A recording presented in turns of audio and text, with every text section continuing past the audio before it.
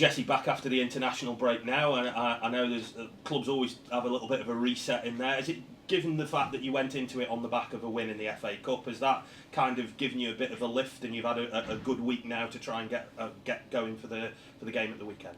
Yeah, it's always good coming off the back of a win. Spirits are high, morale's high around the group, and training's been very good this week in the lead up to Shrewsbury, and yeah, everyone's feeling good.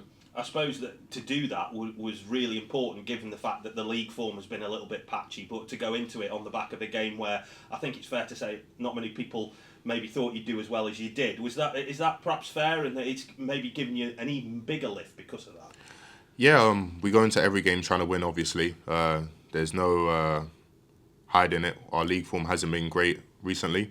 We're trying to change that, but we've had a lot of cup games recently, and I feel like we've done well in them. And yeah, we need to take that into the league games coming up and pick up points. Have the cup games kind of helped, really? Because I suppose if you'd have lost in them and then been on the league run as well, things would have been really depressing, wouldn't they? But have they helped trying to keep things knitted together over that period? Maybe in some ways, because it's a cup game, it's a one-off game. But I feel like the way we're playing recently has been very good. There was even one league game in the middle of that, Lincoln, and I feel like for maybe like 45, 60 minutes, we were playing some really good stuff. So I think it's more of a change in how we play, how we're playing, more than it being just cup games that we're playing well in. I feel like we have turned the corner in the way we're playing. We're controlling games for longer periods, and as I said, we need to back it up with the league games coming up. And it's about that cutting edge. The manager's talked about that, isn't it? It's when you're on top, you're not scoring, maybe not just one, but maybe two, because you did that at Burton, and that killed the game off. Is that kind of the next step now? Now you are playing a lot better in games. Yeah, I think so. I think there's no secret. We know as a group we need to be more ruthless, especially when we're on top. As I said, for like large periods of the game, it needs to reflect on the scoreboard. But the goals have to come from everywhere, because you see in that Burton game, Gav scored, then Cassie scored. So the goals have to be chipped in from everywhere, not just as attackers. You got one in the trophy course already, so there's a bit more responsibility on you, I suppose. Yeah. I think there's a bit of weight on my shoulders to try and be top goal scorer, hopefully this season. But I'm joking. But yeah, we all need to chip in. Yeah. You might end up being the way things are going. But in all seriousness, though, for yourself, like we've talked about the start that you had, and now that's out of the way. How do you feel you've kind of progressed and gone on from that first week where everything seemed to happen to you? Didn't it? Yeah. That first week was a crazy week, but it was a learning curve. And I feel like since then, the manager's played me more, and I feel like I've grown when he's played me, and I've settled in. Now I feel like I'm very comfortable among the lads.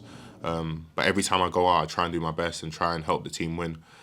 And yeah, I feel like I've settled in now. Thank you. Given the injury situation, you've obviously had a lot of different people around you to try and get you through games. I mean, it's Funzo at the moment, and who knows who it could be given the rest of it. But has that kind of helped as well, because you've been able to forge relationships, not just with maybe Nathan, who's next to you, but it's been a variety of different people when you're out there on the pitch. In other words, you've got a broad range of experiences, I suppose. Yeah, I think you could look at it one of two ways.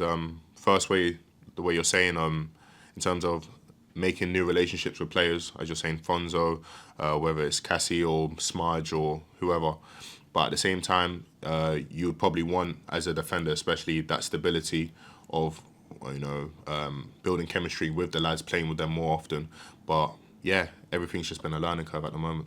The role that you've been played, sometimes you've been on the left, sometimes you've been on the right. Is that sometimes require a lot of mental strength to try and adapt yourself very quickly, when sometimes week by week, not through your own fault or anybody's fault, you're ended up in a different position in the back three? Yeah, I think that's a very good point that you make. To maybe a fan that's just watching is, he's just playing on the pitch, but to us there's level of detail. So if you're playing on the left compared to the right, you're gonna have to use your left foot more. If you use your right, you're gonna have to check back in, and little things like that. And I was playing in the middle majority of the start of my first few appearances here. So it's all just learning. It's all just exciting, really. And yeah, I'll play wherever the gaffer wants me to play on the pitch and try and help the team. Does the manager, being a centre-half himself and knowing what's required there, does that make a big difference to you? Does he kind of impart stuff to you that maybe you didn't know? Oh yeah. Yeah. Oh yeah, definitely. Right. Yeah, no, Okay. definitely.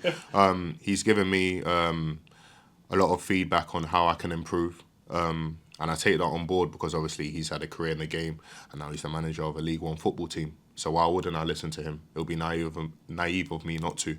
And I feel like any words of wisdom he can pass on to me, I'll fully take them and try and improve my game. And we know football's kind of really data driven now, and you know there's a lot more science to it. And coming through the route that you've obviously done, where you've been in non-league and now you're in the football league, I don't know, is that really different? Is there a lot more of that to take on now you're in the pro game? Probably yes and no.